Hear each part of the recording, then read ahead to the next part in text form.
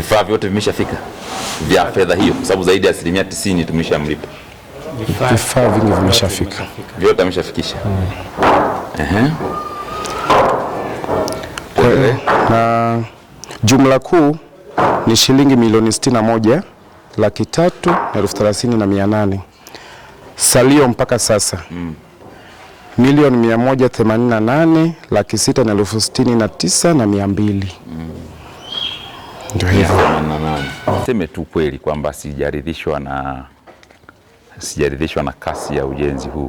Kwa niaba, kwa kuwa uko hapa na unamwakilisha mganga mfawidhi, umwambie DMO kwamba mbunge kiukweli hajaridhishwa, na hata wananchi na viongozi tulioko hapa simesikia, haturidhishwi na hii kasi ya ujenzi unaoendelea kwenye kituo hiki. Na dhamira ya Daktari Samia ilikuwa ni njema. Alitoa fedha milioni 250 hapa kwa ajili ya kuhakikisha awamu ya kwanza ya ujenzi wa jengo hili la OPD pamoja na kichomea taka inakamilika kwa wakati. Wenzenu maeneo mengi tumezunguka ambao wamepewa fedha ya aina hii, wengi wapo kwenye hatua za mwisho, rangi wamekwisha maliza, wanafanya marekebisho ya hapa na pale. Sisi kwetu hapa kata ya Kiang'ombe ndo kwanza bado mko kwenye hatua hii. Tena mko kwenye hatua ambayo nyinyi mna bahati, mlikuta majengo yameshajengwa. Unaelewa mzee? Fikishe hiyo taarifa. Mlikuta majengo, tofali zimeshajengwa. Kuna baadhi ya majengo wameshapaua, tumepaua sisi mwenyewe. Mimi mbunge nilichangia hapa na nguvu za wananchi, nikatoa zaidi ya milioni 15 hapa ili mabati yanunuliwe. Kwa nyinyi mna bahati, mlikuta jengo la OPD limejengwa.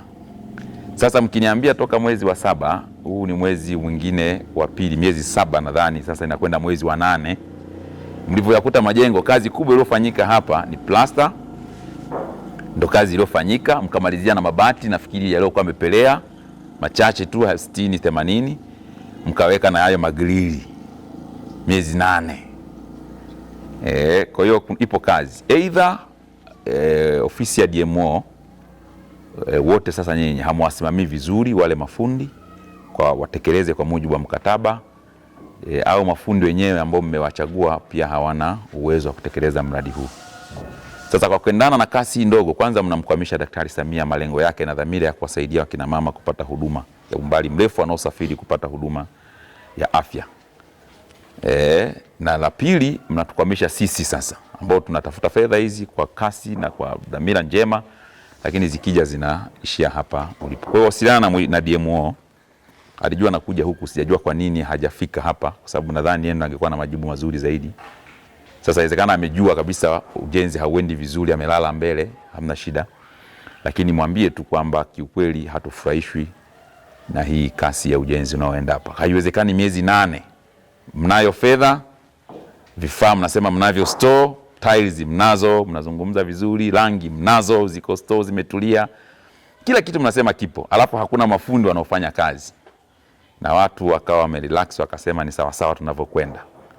Supplier angekuwa hajaleta material ingekuwa jambo lingine, lakini material mnasema mnayo store, alafu hakuna fundi anaoendelea. Tulitegemea hapa tukute mafundi wanaochanja zile profile, aluminium profile, wanakata, wanatengeneza aluminium, kwa sababu tayari tumefika kwenye stage hiyo. Tulitegemea tukute mafundi wanafanya skimming kwenye haya majengo, piga rangi, majengo yanaanza kubadilika kwa sababu tayari mmeshapiga floor, hatua inayofuata ni ya skimming. Tulitegemea tuone watu wanaofanya branding huku juu, wanafunga gypsum board, wanakamilisha hiyo hatua ili tunahama. Tulitegemea hapa nje mmemwaga floor, kazi iwe tayari kwa ajili ya mapokeo ya tiles. Lakini hakuna mafundi site.